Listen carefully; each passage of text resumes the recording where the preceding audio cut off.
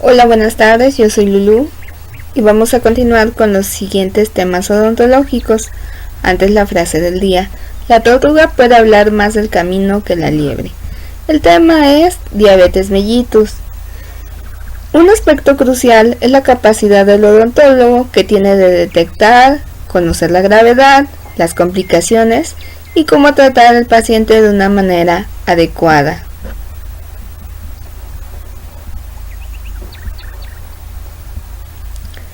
La definición de diabetes es un grupo de enfermedades metabólicas caracterizada por el alto nivel de glucosa en sangre, que es llamada hiperglicemia, y la incapacidad de producir o de usar la insulina.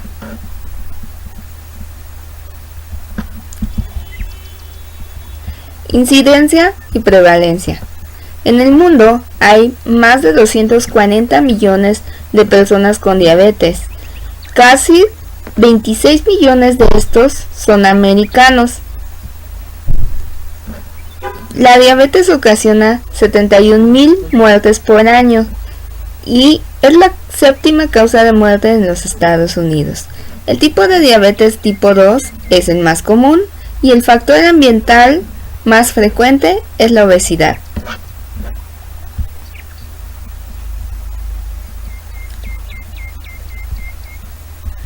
Etiología. Tenemos diabetes tipo 1,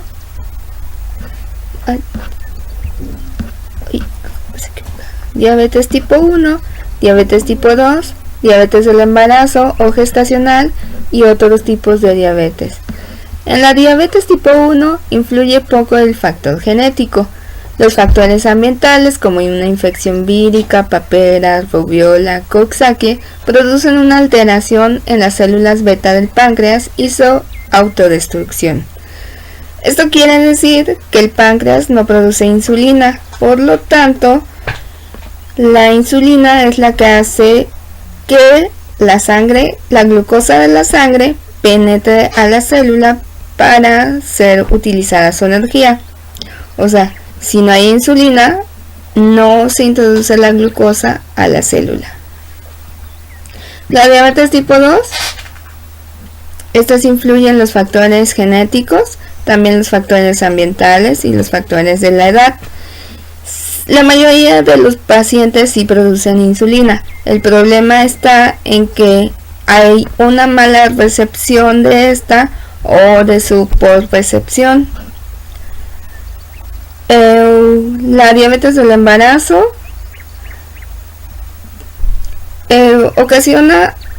afecta al 5 al 7% de las mujeres embarazadas. Un factor de riesgo es la obesidad. Puede ocasionar un aborto del feto. Y bueno, cuando este nace, ya vuelve a su estado normal la paciente. Otros tipos específicos son causados por defectos en genes específicos, condiciones endocrinas a causa de cáncer, cirugías, hiperpituitarismo, hipertiroidismo, después de administrar esteroides, enfermedad pancreática, enfermedad hormonal, fármacos como diuréticos tiacídicos, sales de litio, etc.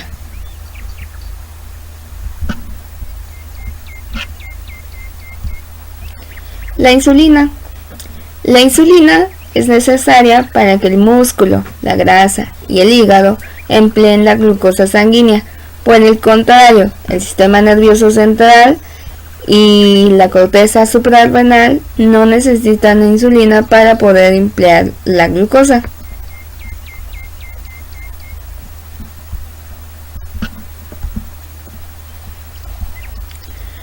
El diagnóstico.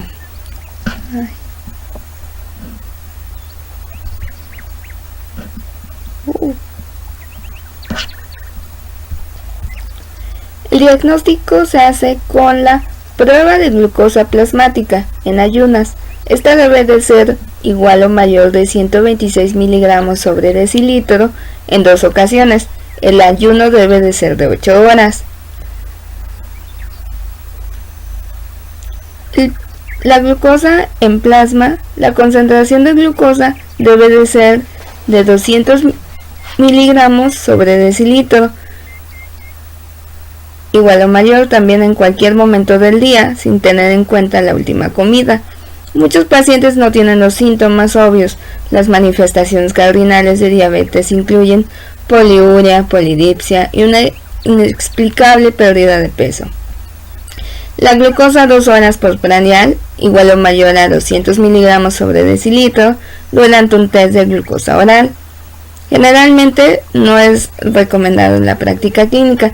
Y la glucohemoglobina o hemoglobina glucosilada, esta debe de ser igual o mayor a 6.5%. Características clínicas. Aquí solamente vamos a definir el tipo 1 y el tipo 2. Frecuencia. La diabetes tipo 1 es del 5 al 10%, la diabetes tipo 2 en frecuencia es del 90 al 95%. La edad. En la diabetes tipo 1 es de 15 años, en el tipo 2 es 40 años o más. Constitución. En la diabetes tipo 1 pueden ser los pacientes normales o delgados y en el tipo 2 son obesos. Gravedad. En la diabetes tipo 1 es extrema y en el tipo 2 es un poco más leve. Insulina. En la diabetes tipo 1 casi todos los pacientes necesitan insulina. En la diabetes tipo 2 es del 25 al 30%. Glucagón plasmático. En la diabetes tipo 1 está elevado pero suprimible y en la diabetes tipo 2 está elevado resistente. Hipoglucemiantes orales. En la diabetes tipo 1 estos tienen poca respuesta. En la diabetes tipo 2 tiene un 50% de respuesta. Cetoacidosis diabética. En la diabetes tipo 1 es muy frecuente y en la diabetes tipo 2 es infrecuente. Complicaciones. En la diabetes tipo 1 es del 90%, en la diabetes tipo 2 es menos frecuente. Velocidad del debut clínico. En la diabetes tipo 1 es rápido y en la diabetes tipo 2 es un poco más lento. Estabilidad. En la diabetes tipo 1 es inestable y en la diabetes tipo 2 es un poco más estable. El lugar genético.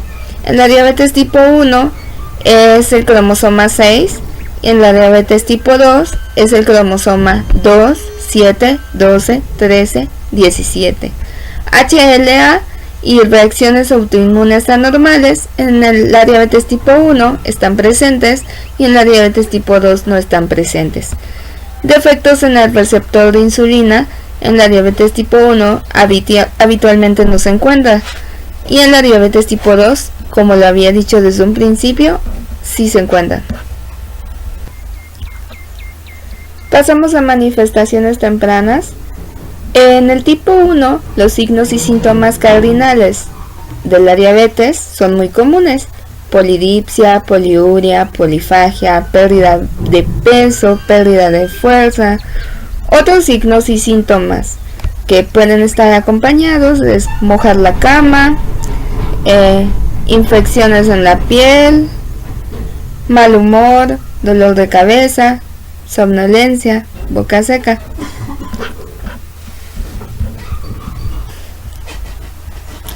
En cambio, en la diabetes tipo 2, los signos y síntomas cardinales son muchos menos comunes.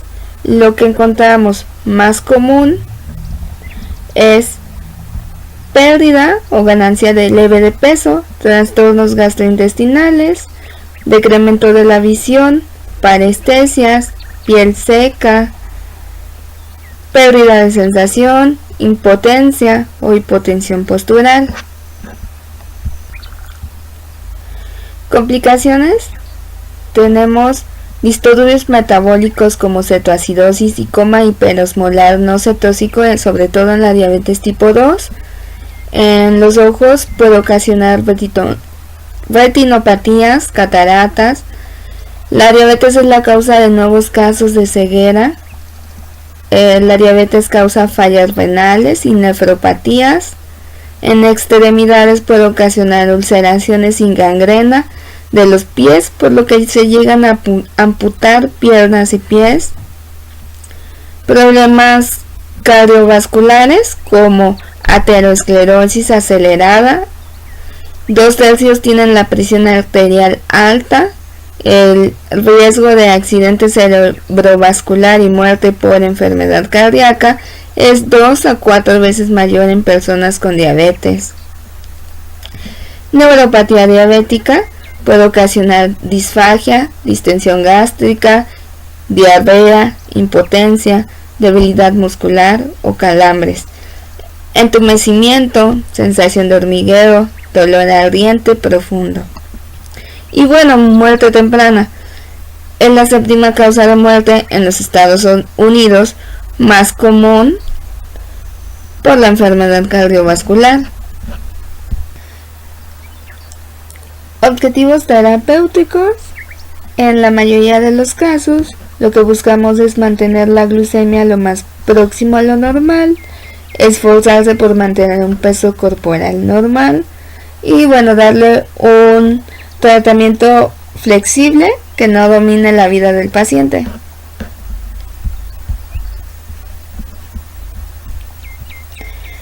Tratamiento médico. En la diabetes tipo 1 se debe hacer dieta y ejercicio, y también se puede usar, se usa insulina, o en algunos casos se pueden hacer trasplantes de páncreas para que este produzca insulina. Y en la diabetes tipo 2 el tratamiento también es dieta y ejercicio, y se deben de usar hipoglucemiantes o una combinación de hipoglucemiantes con insulina. Pasamos a medicamentos.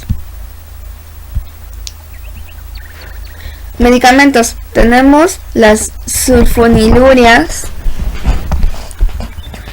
de primera generación, como la clorpropamida, la acetohexamida, la tolazamide, la tolbutamide, y la de segunda generación, que es la glipsida, la gliburida, la glimepirida. Los efectos adversos son hipoglucemia, aumento de peso, hiperinsulinemia.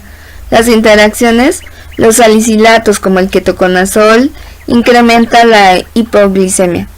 El decremento de la acción de los corticosteroides. Después tenemos a las biguanidas, como la metformina.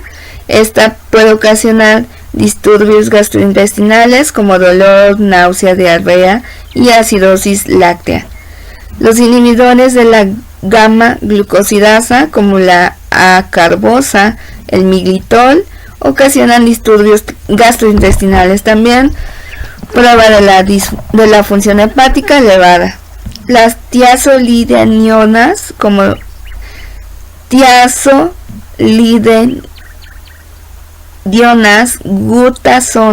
glitazonas, como la pioglitazona, la rosiglitazona, ocasionan dolor de cabeza, aumento de peso, flatulencia, insuficiencia cardíaca, decremento de la hemoglobina y hematocrito. Las glinidas, como la repaglinida y la nateglinida, ocasionan hipoglicemia, aumento de peso, hiperinsulinemia, hipersensibilidad, incremento en los niveles de ácido úrico. Sus interacciones ocasionan un incremento del riesgo de la hipoglicemia con salicilatos, con beta bloqueadores no selectivos como los agines.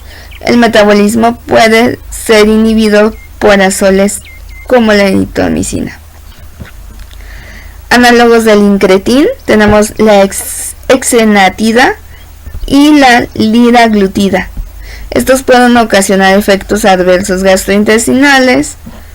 Los análogos del amilin, como la pralimtida, ocasionan disturbios gastrointestinales y dolor de cabeza. Interacciones: se debe evitar anticolinérgicos que alteren la motilidad gastrointestinal, pueden retardar la absorción del medicamento orales. Se deben administrar agentes hipoglucemiantes orales 1 o 2 horas después de la pramlintida. Inhibidor de la dipeptidilpeptidasa 4, como la linagliptina, la saxagliptina, la sitagliptina, ocasionan flujo nasal, dolor de cabeza, edema periférico, dolor de cabeza de nuevo. Y bueno, interacciones: La hipoglicemia puede ocurrir cuando se combinan con insulina o con sulfonilurias. También existen combinaciones de drogas como la gliburida y la metformina, la glipsida y la metformina, la pioglitazona y la glimepirida. Bueno, choque por insulina.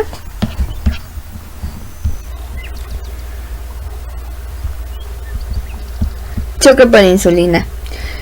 Si el paciente no sigue su dieta de manera estricta, puede experimentar una reacción hipoglucemiante por exceso de insulina. Esta también se debe a una sobredosis de insulina o de un hipoglucemiento oral. Este choque por insulina se presenta en 3 estadios. Tenemos el estadio leve, que ocasiona hambre, debilidad, taquicardia, palidez, sudoración, parestesias. El estadio moderado, que ocasiona incoherencia, falta de cooperación, beligerancia, falta de juicio, mala orientación. El estadio grave, que ocasiona inconsciencia, movimientos tónicos o clónicos, hipotensión, hipotermia, pulso filiforme rápido. La reacción ante un exceso de insulina puede tratarse administrando al paciente algún producto que contenga azúcar.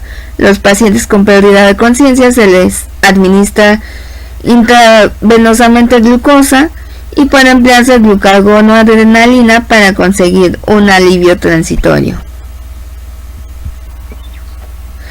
Detección en el consultorio. Bueno, tenemos pacientes diabéticos conocidos y personas diabéticas no diagnosticadas.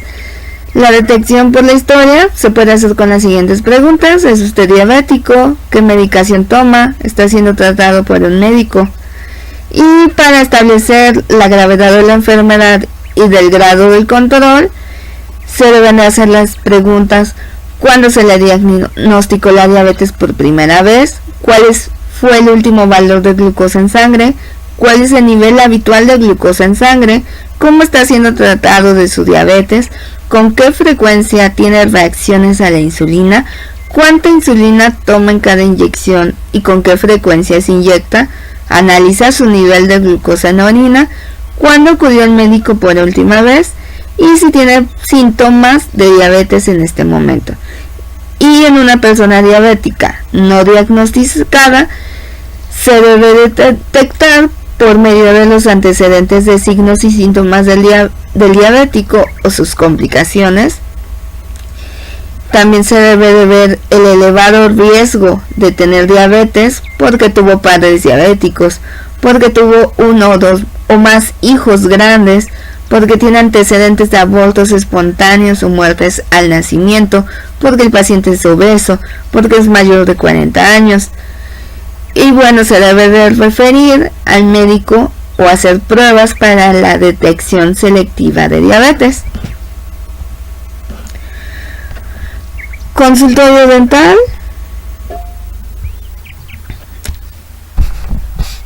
En el consultorio dental se debe de hacer la evaluación del paciente.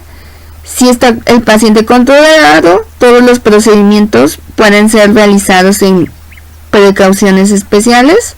Los procedimientos de rutina. Las citas por las mañanas usualmente son mejores. Analgésicos. Se debe de evitar el uso de aspirina y otros AINES en pacientes que toman sulfonilurias porque pueden empeorar la hipoglicemia. Antibióticos. Profilácticos usualmente no son requeridos. Pueden ser prescritos a pacientes con diabetes difíciles de controlar, en quienes se planea un procedimiento invasivo en salud bucal deficiente y con la glucosa plasmática en ayunas que supera obviamente los 200 miligramos sobre decilitro. Se debe de manejar la infección por incisión y drenaje, extracción, pulpotomías, enjuagues tibios y antibióticos.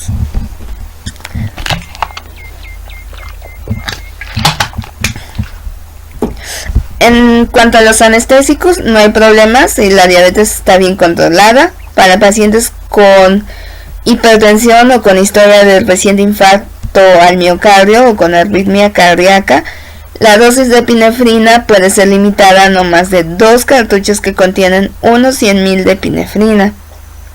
En la ansiedad, en la alergia, no hay problema. En el sangrado, se deben de ver las notas de cirugía. Y bueno, las notas de cirugía es: si la cirugía es extensa, es necesario interconsultar la dieta postoperatoria. Si el paciente no está controlado y presenta complicaciones, se debe proporcionar cuidados de emergencia y referido modificar factores de riesgo. En la respiración tampoco hay problema. En la presión sanguínea se debe monitorear la presión porque, como dijimos, la diabetes está asociada a la hipertensión. La posición del paciente no hay problema. Cardiovascularmente se debe de ver el estado cardiovascular del paciente. Las drogas beta bloqueadoras pueden exacerbar la hipoglicemia en pacientes que toman sulfonilurias, lo que habíamos mencionado. Dispositivos: la bomba de insulina puede ser usada por el paciente. Drogas: aconsejar al paciente a tomar sus dosis usuales de insulina y comida normal en el día de la cita. Conocer las interacciones con otras drogas que ya lo hemos mencionado. Equipamiento: usar glucómetro, tener un glucómetro en el consultorio. Emergencias: por si sucede una reacción a la insulina, debemos de tener glucosa, jugo o soda. Y seguimiento: se debe de inspeccionar lesiones orales, progresión de enfermedades, la salud periodontal. Tratamiento de una infección aguda. Pacientes no controlados con insulina pueden necesitarla y se debe de consultar antes con el médico. Pacientes controlados con insulina suelen necesitar una dosis de insulina mayor y se debe consultar con el médico. Diabetes lábiles: son pacientes que reciben una dosis de insulina alta. Se debe de hacer un cultivo del área infectada para hacer pruebas de sensibilidad a antibióticos, obtener el cultivo y enviarlo para las pruebas, iniciar el tratamiento con penicilina, y si la respuesta de penicilina es mala, se puede elegir un antibiótico más eficaz en función de los resultados de las pruebas de sensibilidad. Tratar la infección mediante métodos convencionales como enjuagues o intraorales templados, incisión y drenaje, pulpotomías, pulpectomías, extracción, etc. y antibióticos. Manifestaciones orales. Complicaciones y manifestaciones orales: puede ocasionar xerostomía, infección, mala cicatrización, mayor incidencia y gravedad de la caries, candidiasis, gingivitis, enfermedad periodontal, abscesos periapicales y síndrome de la boca urente. Otros problemas habituales son mucositis asociadas, úlceras, descamación, infecciones oportunistas, ya sean bacterianas, víricas, fúngicas, y una lengua inflamada, depapilada y dolorosa. Las complicaciones de la xerostomía son dificultad para lubricar, masticar para el gusto y para tragar, lo que se contribuye a una mala ingesta oral. Y bueno, eso es todo. Espero me hayan entendido. Y tuve que ponerle muchos pausas porque me está fallando un poco la computadora. Y bueno, eso es todo. Saludos. Muchísimas gracias.